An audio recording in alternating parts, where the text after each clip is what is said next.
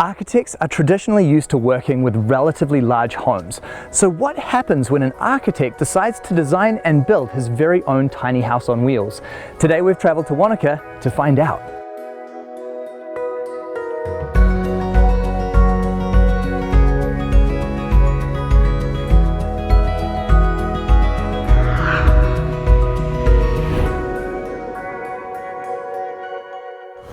G'day Doug. Hello Bryce, how you doing? Good mate, nice to meet you. Nice to meet you. What a spot you have found here for your tiny house. Yeah, it's not too bad, is it? We're here in Wanaka right now. Wanaka is notoriously expensive for rent and everything. Land prices here are absolutely through the roof.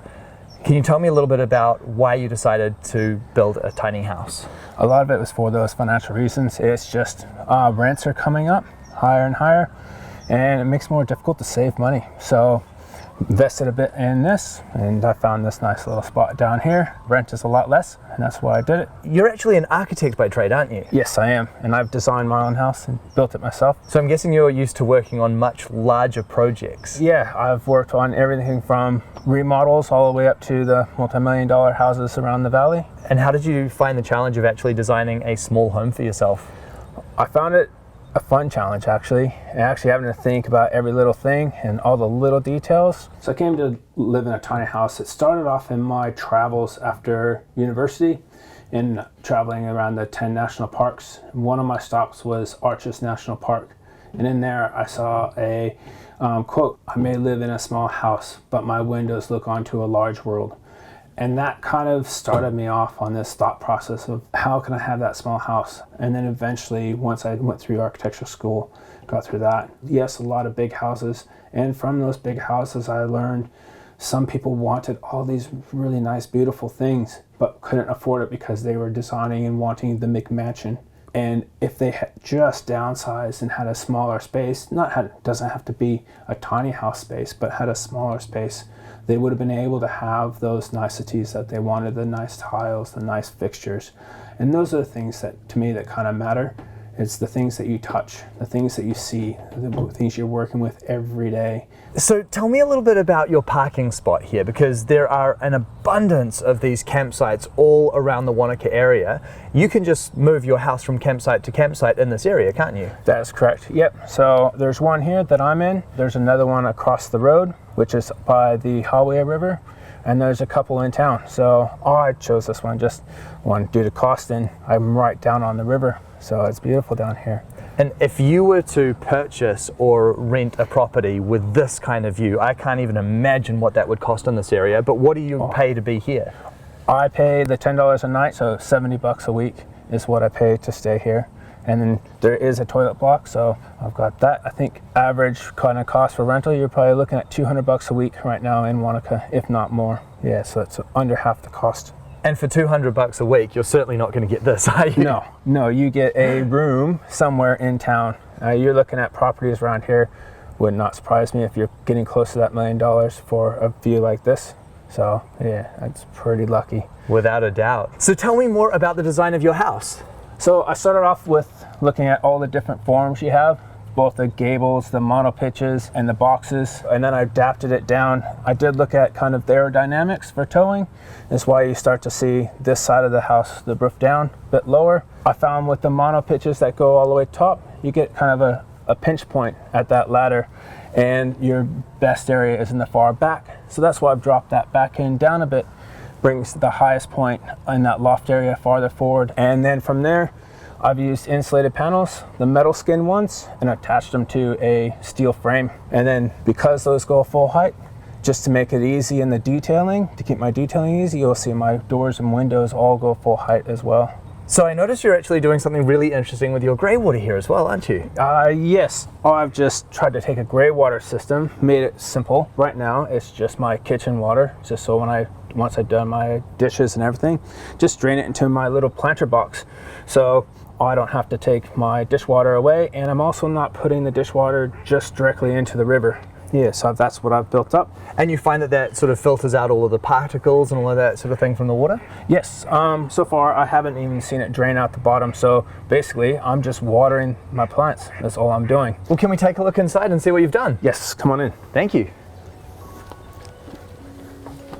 This is really cool. I love what you've done here on the floor. Yeah, this is my little pride and joy, kind of just something different. I looked at having it on the wall, but I thought it would be a bit too dominant in the room, and I decided to put it on the floor. Because this is actually a map of the location where we are right now. Correct. Yep, we're just down here in Albertown. So can you tell me about how you've done the layout in here? So this is obviously my living room. And then I have my work desk, which can be changed to a day bed just by adjusting the number of boxes. And then the left-hand side, the bookshelf actually holds the other end. And then I have my dining room table, which is little. And then in the living room, some people call it a magazine shelf, but it actually allows me to move my shelving around. Ah, that is clever. As well as the dining room table. And I could toss things all over if I just want more shelves. So it gives me more places to put shelves, I guess, if I need them. You've mentioned the SIPS panels that you've used in the construction. Obviously, we're here in the lower South Island of New Zealand. It gets very cold here, doesn't it? Yes. Can you talk to me about the insulation in this home? So the metal skin panels, they have a PIR insulation inside 2 pieces of metal. And we're looking at 60 mil having over R3 in the walls, and a 100 mil panel on my roof, which is an R4 plus. Yeah, and then all my doors and windows have all been double glazed, and they're also thermally broken. That's another thing that's happening more and more in the South Island, or at least in this area, is breaking that aluminium, because there's no point in really having double or especially triple glazed if you're not actually stopping the cold coming through that aluminium. And one thing that a lot of people don't think of when it comes to insulation is that it's not only to keep the cold out, because Wanaka is subjected to extremes of heat, so it gets really hot here in the summer as well, doesn't it? Yes, it does. The summer was a bit of an issue because I have such big glass doors and I was faced a bit north. It was difficult to keep it cool. I had to have the skylight open to vent out and create draft through. And it did work towards the evening. I was also just down the river and stuck in the trees to try to give myself as much shade as I could.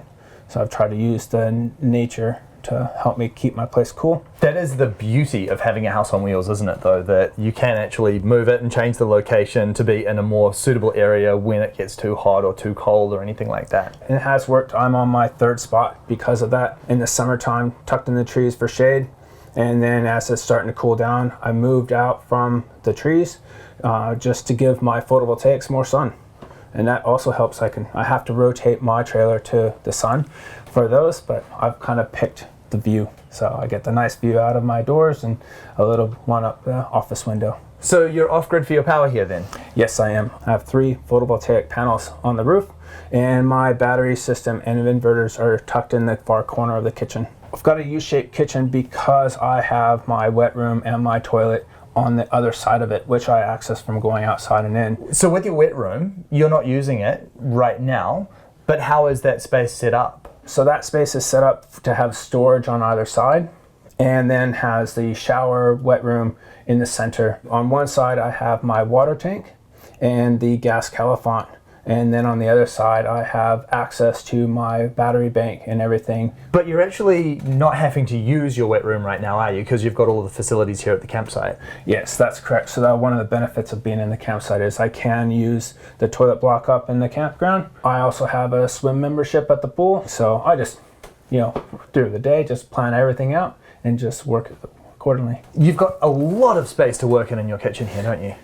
I think so. So far it's been pretty good for me. I'm on my own, so I don't have to share the kitchen with anybody, which helps. But still, there's well over 1,200 between the 2 sides, which when we work with designing houses, that's what we typically have, is a 1,200 kind of path in between the 2 sides. So it's working out perfectly for me. And you'll see that I've got all my shelvings. There's not just kitchen gear, there's a bit of sports. So I still have plenty of room for anything else, more sports, most likely. And then you've got your sleeping loft up above here. Yes, so sleeping loft above with a 1 meter square skylight above to look at the stars. One of the things about being away from the city, I get to see the stars at night. It's quite nice. It's kind of sleeping outside without being cold. I have my ladder, which is probably the only thing I would ever change. If I were to do it again, would probably build the ladder in. So that's one of the things, is I do have to move my ladder to get up to my loft. But yeah, so be it. Yeah. So far, it's not so bad. And I've got storage on either side. So I've got storage underneath here and then underneath here. So that's where I keep all my clothes, t-shirts that aren't hung. And then I've got kind of another storage for bed linen, towels, everything. Yeah, so when I move my ladder to get up to my loft bed, I have it set up with some quite deep treads. And as well as the ladder just angles back quite a bit. And that gives me a platform on the treads to actually get to my storage unit and get to my clothes and everything. So it's a nice standing platform, and it actually works as another seat when guests come over. So it's worked out quite nice, luckily. So how long have you actually been living in the home now? I've been here since October, so coming up on a year. Tell me what your experience has been like living in this home. It's been interesting. Being it's in a campground, there's a lot of people coming and going, so it doesn't have that privacy of living on your own bit of land or rented land from everywhere. But I've tried to set up the tiny house to be facing the river. That way I kind of block out and I don't really notice people in behind me. So yeah, it's been good overall.